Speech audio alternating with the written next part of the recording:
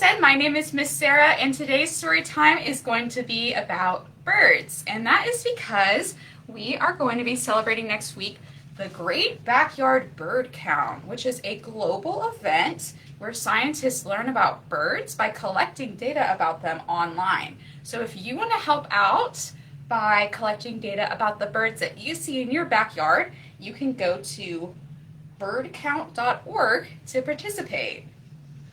Well, I'm so glad that you are all here with me this morning, so let's stand up and we will sing our welcome song. We're going to sing If You're Happy and You Know It, so get ready to clap. If you're happy and you know it, clap your hands. If you're happy and you know it, clap your hands. If you're happy and you know it and you really want to show it, if you're happy and you know it, clap your hands. If you're happy and you know it, stomp your feet. If you're happy and you know it, stomp your feet. If you're happy and you know it and you really want to show it, if you're happy and you know it, stomp your feet. If you're happy and you know it, spin around. If you're happy and you know it, spin around.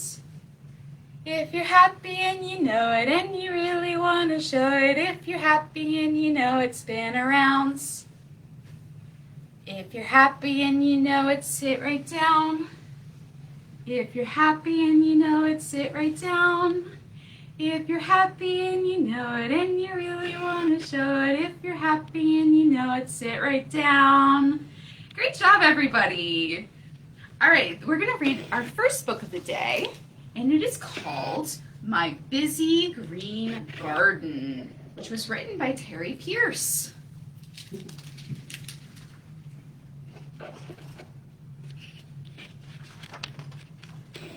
This is my busy green garden. Look at all the animals in that garden. There is a surprise in clever disguise that hangs in my busy green garden. Do you see the surprise? I think it's this right here. Do you know what that is? I bet we're going to find out. This is a ladybug dawdling so near the surprise in clever disguise that hangs in my busy green garden.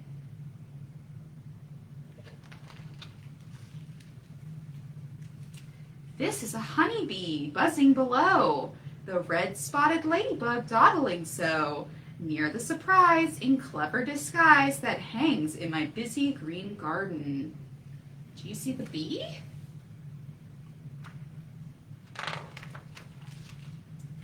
This is the hummingbird fluttering round, the hurrying honeybee buzzing below, the red-spotted ladybug dawdling so near the surprise in clever disguise that hangs in my busy green garden. This is an inchworm who creeps up and down. Do you see the inchworm? Dodging the hummingbird fluttering round, the hurrying honeybee buzzing below, the red-spotted ladybug dawdling so near the surprise in clever disguise that hangs in my busy green garden. This is the mantis awaiting his prey, spying the inchworm who creeps up and down, dodging the hummingbird fluttering round, the hurrying honeybee buzzing below, the red-spotted ladybug dawdling so near the surprise in clever disguise that hangs in my busy green garden. Do you see where the inchworm is hiding over here? It's trying to hide from the mantis. This is a dragonfly dashing away that startles the mantis awaiting his prey, spying the inchworm who creeps up and down, dodging the hummingbird fluttering round, the hurrying honeybee buzzing below, the red-spotted ladybug dawdling so near the surprise in clever disguise that hangs in my busy green garden. These are the ants that are tracking their scout. Do you see them? They're on the flower.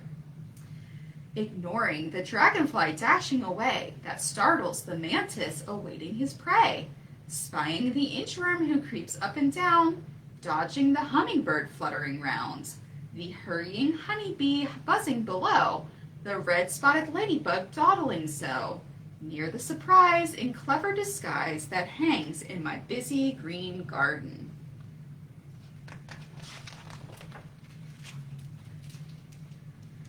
This is a grasshopper leaping about, vaulting the ants that are tracking their scouts, ignoring the dragonfly dashing away that startles the mantis awaiting his prey, spying the inchworm who creeps up and down, dodging the hummingbird fluttering rounds, the hurrying honeybee buzzing below, the red-spotted ladybug dawdling so, near the surprise in clever disguise that hangs in my busy green garden.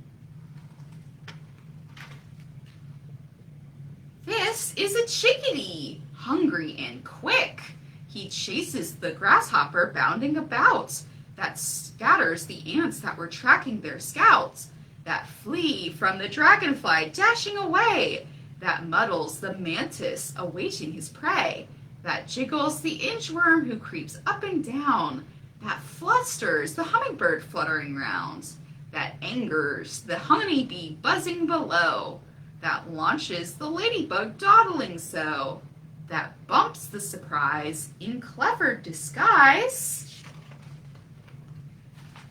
that wriggles and writhes, then stretches and flies. Have you figured out what the surprise was?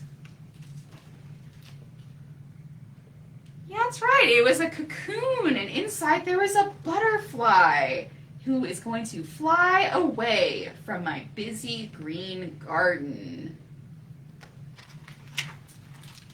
The end.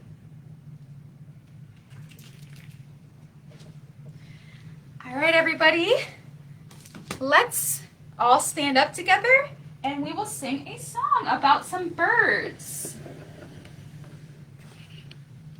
In that book, we had a chickadee, which is a type of bird, and a hummingbird, and those were in the backyard. So if you were doing your bird count, you could write down a chickadee, and you could write down a hummingbird, and that would help scientists figure out what kind of birds are around in Lee County. So let's sing this song about birds, and this is going to be a song about the big birdies who are up in the sky and the little birdies who are asleep down in the nest. So let's do it one time really slow, and I'll teach you all the movements, and then we can do it one time all together, all right? So we'll put our birdies, we'll have our two little birdies, we're going to put them up in the sky. So we say, way up in the sky, the big birdies fly. Now we're going to talk about the little birdies. So while down in their nest, the little birds rest. And these little birds, they have a wing on the left and a wing on the right. So we're going to make our wings, make our left wing and then our right wing. And then our little birdies are going to sleep throughout the night. And that is how the first verse goes. So let's do that all together. Way up in the sky, the big birdies fly, while down in the nest, the little birds rest, with a wing on the left and a wing on the right. The little birds sleep throughout the night. Now what should we say? We should say, shh, don't wake up the birdies. Great job. All right, we're going to do our second verse. And in the second verse, it's the morning now. So the sunshine comes up. Put your sunshine up in the air. And the dew drops away. And what should we say to the birdies now? We should say, good morning, the little birds say. And that's how it goes. So let's do it one more time, all the way through, all together. So let's get our big birdies ready to put up in the sky. Way up in the sky, the big birdies fly, while down in the nest, the little birds rest, with a wing on the left and a wing on the right. The little birds sleep throughout the night. Shh, Don't wake up the birdies. All right, it's time for the sun to come up. The sunshine comes up. The dew drops away. Good morning, the little birds say. Great job, everybody. Good morning to you and good morning to the birdies. All right, we're going to tell a little story about some birdies who are waiting for their mother. Let's grab our little birdies. And this story is called The 5 Little Birds in a Nest in a Tree. Do you see the little birdie's tree? All right, can you help me count as we tell this story? We're going to count out our 5 little birds. And these 5 little birds are as hungry as they can be. They're waiting for their mom to come back and bring them some food. All right, so let's see what the birdies say. We have 1 birdie. Tweet, said baby bird number 1. Mommy bird promised that she would come. Tweet, tweet, said baby bird number. What number is this? We have 1, 2. So this is baby bird number 2. Tweet, tweet, said baby bird number 2. If she doesn't, what shall we do? Tweet, tweet, tweet, said baby bird number 3. I hope that she can find our tree. Tweet, tweet, tweet, tweet, said baby bird number. All right, what number are we at now? We're at 1, 2, 3, 4. So this is baby bird number 4. And baby bird number 4 says, tweet, tweet, tweet, tweet, said baby bird number 4. She has never been this late before. Wonder where their mommy is. Tweet, tweet, tweet, tweet, tweet, said baby bird number. Let's count together. We have 1, 2, 3, 4, and 5. We have 5 baby birds. Tweet, tweet, tweet, tweet, tweet, said baby bird number 5. Will our mommy ever arrive? Can we all look together? We'll look around for the baby bird's mommy. Oh, look! Here she comes. I see her off in the distance. She comes to feed her family. And all the baby birdies are as happy as could be. The end. Thank you for counting with me.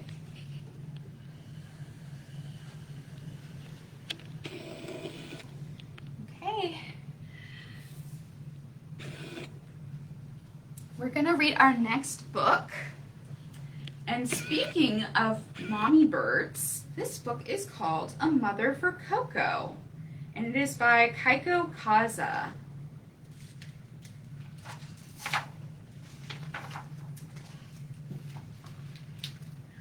Choco was a little bird who lived all alone. He wished he had a mother, but who could his mother be? Yeah, he doesn't know his mommy. One day, he set out to find her. First, Coco met Mrs. Giraffe. Oh, Mrs. Giraffe, he cried, you are yellow, just like me. Are you my mother? I'm sorry, sighed Mrs. Giraffe, but I don't have wings like you.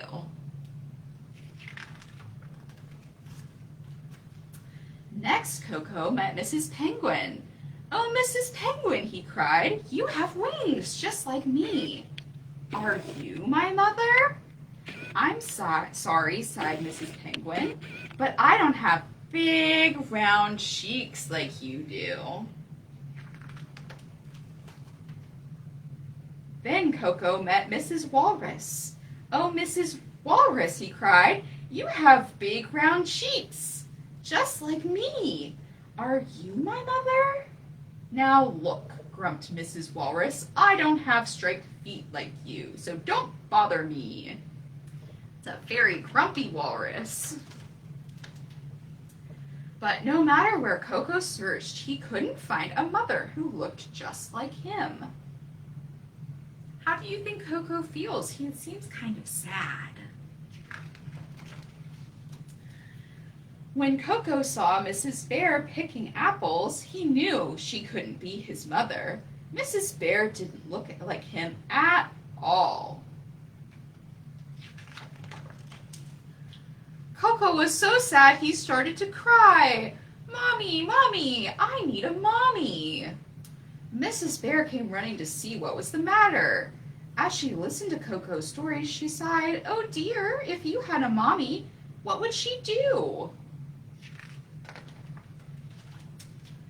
"Oh, I'm sure she would hold me," sobbed Coco. "Like this?" asked Mrs. Bear, and she held Coco very tight. "Yes, and I'm sure she would kiss me too," said Coco. "Like this?" asked Mrs. Bear, and she lifted Coco and gave him a big kiss. "Yes, and I'm sure she would sing and dance with me to cheer me up," said Coco. "Like this?" asked Mrs. Bear, and they sang and danced together.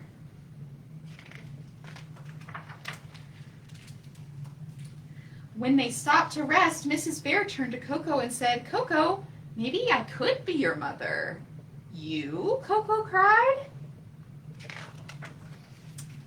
"But you aren't yellow, and you don't have wings, or big round cheeks, or striped feet like me." What do you think Mrs. Bear looks like as Coco's bird mom? Do you think she looks silly? "My goodness," said Mrs. Bear, "that would make me look very funny." Coco thought it was funny too. "Well," said Mrs. Bear, "my other children are waiting for me at home. Why don't you join us for apple pie, Coco?" Apple pie sounded wonderful to Coco, so off they went. When they arrived, Mrs. Bear's other children reached out to greet her. "Coco," said Mrs. Bear, "meet Hippie and Allie and Piggy. I am their mother too." Do you know what kind of animals these are? I think we have a hippo, an alligator, and a pig. The sweet smell of apple pie and the sound of laughter soon filled Mrs. Bear's home. After their delicious treat, Mrs. Bear gave all her children a big, warm bear hug. And Coco was very happy that his new mommy looked just the way that she did. The end. What a sweet story. All right, everybody, let's stand up. We're going to sing another song.